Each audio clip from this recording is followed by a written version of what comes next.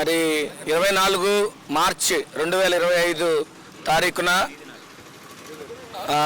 ప్రపంచ ప్రఖ్యాత ప్రసంగికులు, సువార్థికులు మరి అంతర్జాతీయంగా ఎన్నో డిబేట్లో పాల్గొంటూ క్రైస్తవ్యం గురించి అలాగే క్రీస్తు ప్రేమను గురించి బాహాటముగా, ధైర్యముగా, బహిరంగముగా అందరి ఎదుట సాక్ష్యం చెప్తూ అనేకులకి మరి వాళ్ళకు ఉన్నటువంటి అనుమానాలన్నింటినీ కూడా మరి పరిష్కరిస్తూ క్రైస్తవ మార్గం గురించి విశ్లేషణాత్మకంగా ఎన్నో ప్రసంగాలు చేసినటువంటి ఒక ఉన్నతమైనటువంటి వ్యక్తి మరి రోడ్డు ప్రమాదంలో మరణించారని వార్తలు మరి తెలుగు రాష్ట్రాలు అలాగే దేశవ్యాప్తంగా కూడా అందరూ కూడా గమనించున్నారు.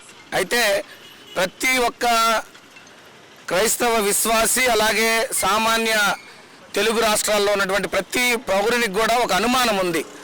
మరి అది సహజ యాక్సిడెంటా లేకపోతే ఏదన్నా మరి హత్యా ప్రయత్నం ఏదన్నా జరిగి ఆయన మీద ఏదైనా ఒక తీవ్రమైనటువంటి చర్య జరిగి ఆయన చనిపోయాడా అనే అనుమానాలు మనం ఈ 2 రోజులుగా అనేకమైనటువంటి టీవీ ఛానల్స్లో వాటిలో చూస్తూ ఉన్నాం. మరి ప్రభుత్వం కూడా వెంటనే స్పందించలేదని కొంతమంది కూడా మాట్లాడడం జరిగింది. అయితే ఈరోజు క్లౌపేట క్రిస్టియన్ యూత్ అసోసియేషన్ ఎల్డర్స్ అందరూ అలాగే ఎగ్జిక్యూటివ్ కార్యవర్గము అలాగే మెంబర్స్ అందరూ కూడా గ్యాదర్ అయ్యి ఆయన యొక్క ఆకస్మిక మృతి పట్ల శ్రద్ధాంజలి ఘటించాలని, దానితో పాటు వాళ్ళ కుటుంబానికి ఆదరణ కలిగించాలని మరి పెద్దలందరూ కూడా ప్రార్థనల ద్వారా మరి ఆ కుటుంబాన్ని బలపరచాలని ఒక ఆలోచన చేసి కార్యక్రమాన్ని నిర్వహించడం జరిగింది. అయితే మరి మనము దేన్ని కూడా ప్రత్యేకించి క్రీస్తుని మాదిరిగా చేసుకొని నడిచే విశ్వాసులు అందరిలాగా మనం మాట్లాడకూడదు. మనకందరికీ న్యాయాధిపతి మన దేవుడు, ఆయన జీవము కలిగిన దేవుడు.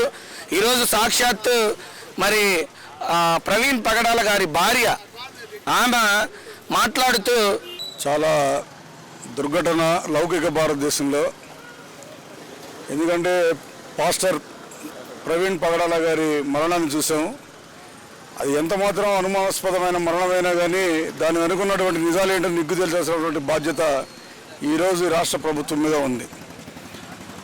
క్రైస్తవ్యం అనేది ఇది రాజ్యాంగం మాకు కల్పించిన హక్కు. ఇది లౌకిక సెక్యులర్ కంట్రీ. ఇది సెక్యులర్ కంట్రీలో ప్రతి ఒక్క మత స్వేచ్ఛ ఉంది, వాక్ స్వాతంత్రం ఉంది. ఏదైనా కానీ చర్చించుకొని నిర్ణయాలు తీసుకోవాలి, కానీ ఛాలెంజ్ చేసుకొని ప్రాణాలు తీసుకోవడం కాదు చేయాల్సినటువంటి పని. క్రైస్తవులందరూ అహింసావాదులు అని అనుకుంటే పొరపాటు. మాలాంటి తొందరపాటు కలిగిన వాడు కూడా ఉంటారు.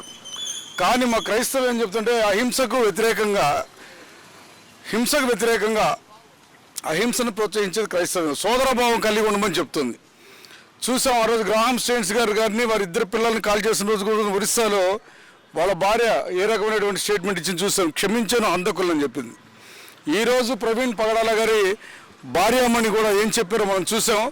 దేవుడే చూసుకుంటాడు. నేను కానీ మీరు కానీ ఎవరైనా కక్షపూరితంగా వ్యవహరించవద్దు.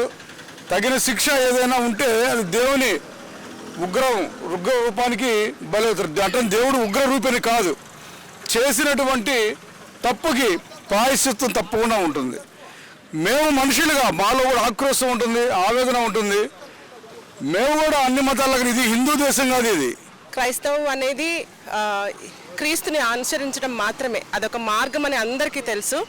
ఇది హత్య లేకపోతే యాక్సిడెంట్ అనేది పక్కన పెడితే మరణం అనేది అందరికీ చెందుతుంది. కానీ ప్రవీణ్ పగడాల గారు ఆయన ఇంతవరకు ఏ రోజైతే చనిపోయారో ఆ రోజు వరకు కూడా సేవలో కొనసాగుతూ ఉన్నారు.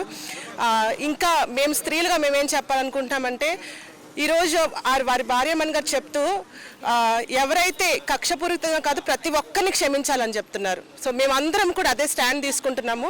మేమందరం కూడా ప్రార్థన చేస్తాము. వారి కుటుంబానికి కండోలెన్సెస్ మేము తెలియజేస్తున్నాము. అది మాత్రమే కాదు, మేము స్త్రీలుగా అలాంటి ఒక భావం కలిగి క్షమించగలిగే ఆ హృదయం కలిగి మేము కూడా క్రీస్తు మార్గం అనుసరిస్తూ ఆ సేవా భారాన్ని మేము కూడా కొనసాగిస్తామని మేము చెప్తున్నాము. Thank you. మరి పగడాల ప్రవీణ్ గారి మృతి విషయము దేశమంతటా కూడా సంచలనంగా ఉంది.